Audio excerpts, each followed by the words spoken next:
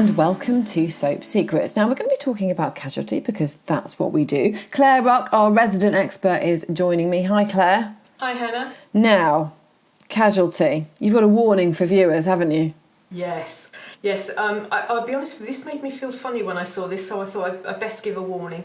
A patient is brought into ED with severe chemical burns, and the makeup special effects department did a very, very, very good job. Wow. And the wounds are really, really realistic. So you might want to think, I couldn't watch it. I actually had to look down and not at the screen. I spend a lot of my time looking between my fingers, to be fair, Claire, so you're probably braver than I am. Again, chemical burns, we're reading about this all the time in the press, aren't they? And yes, again, Casualty, going there, which is no bad thing, but absolutely devastating. And as you say, the prosthetics department, the makeup special effects department have done a pretty good job here, haven't they? Very, very, very good job. Now, last week we discovered that Robyn has an unplanned pregnancy. Yes. So that was what Rachel was hinting at last week, wasn't she? That Robyn had a big shock, and it's completely unplanned. She's just seen this guy for a couple of dates, and this guy's now working abroad. So it's not like the relationship is going anywhere. And we know she has little 4-year-old Charlotte, who is her daughter, and she's a single mum there. And so this has really, really shocked her, Hannah, as it would anybody. And so she's already struggling with little Charlotte financially. I think this is, with everything that's going on at the moment with price rises and gas price rises coming and everything, and the national insurance going up in April, this is a really big storyline, how people who are in work, Robyn is in work, how they're really struggling financially. So, another baby, she's really worried about this. So she doesn't really quite know what to do. And you know what? The new F1 page is so lovely. I'm really warming to her. She has an idea how to help her sort through her thoughts because, it's a big decision, isn't it? Absolutely. Really big decision. So Paige takes her to the beach in the middle of January it's February now, for a spot of wild swimming.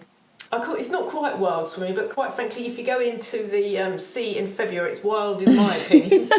No, it's crazy. Why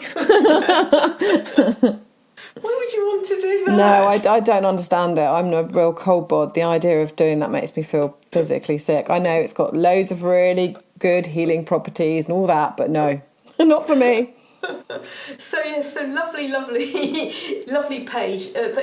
They go along, her and Robyn, with little Charlotte at the crack of dawn to the beach, and she's meant to sit there and meditate and let the cold and the sea air and the breeze, flow through her, and then she's meant to go for a dip in the sea, and this is meant to help her make her decision, and it all goes a bit wrong because Charlotte runs off and plays hide and seek, and Robyn panics, thinking she might have fallen into the water, but actually Charlotte hasn't fallen into the water, but Robyn does.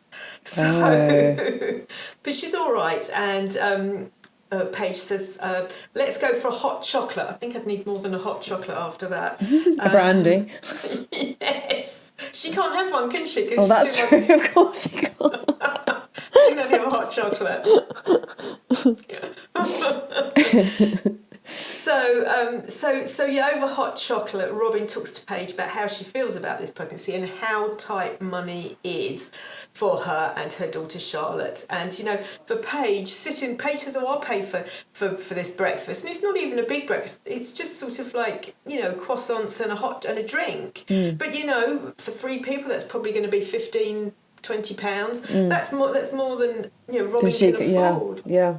So, so this is a really big thing. And she says, I budget everything. I think she probably writes all the money down she spends and ticks it off as she spends it. She tries to give her daughter Charlotte little treats, but, they're few and far between. And so this whole episode is about what will Robyn do with her pregnancy. Will she go forward and have the baby, or will she have a termination? So it's very difficult. That's a really big decision, isn't it? And one that's very sad, just because you can't afford. Very, very sad. Yes, yes. But we were talking before, weren't we, about the chemical burns, but we didn't actually talk about who.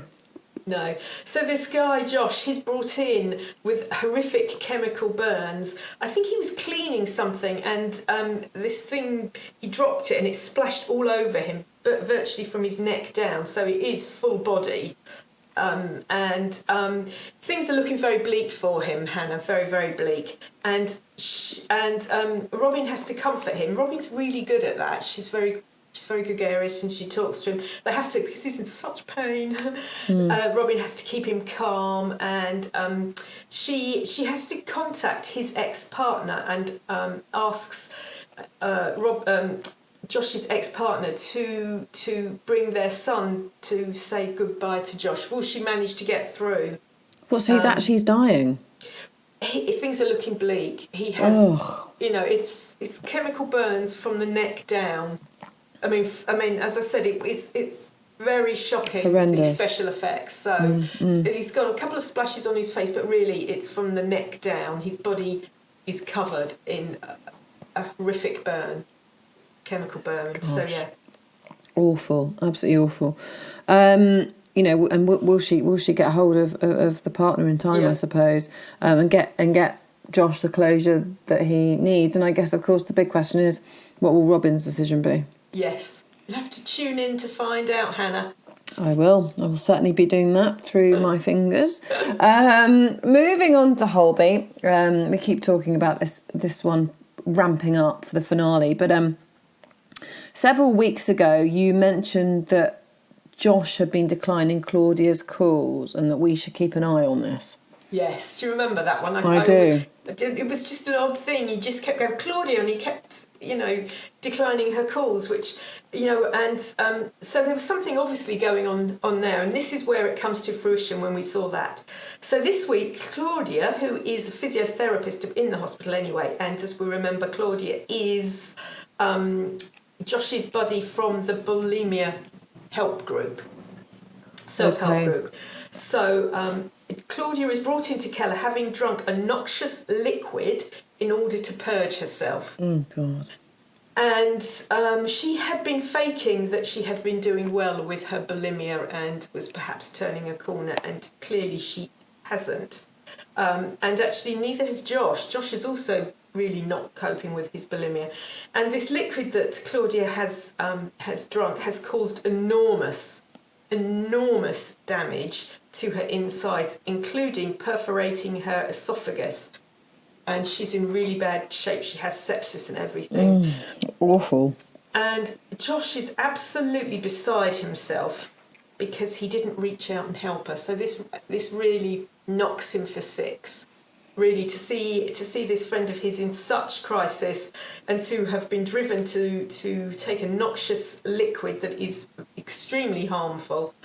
And when she collapses, she sort of goes, all her machines go crazy and she sort of collapses on the hospital bed. She needs emergency surgery. Will she make it?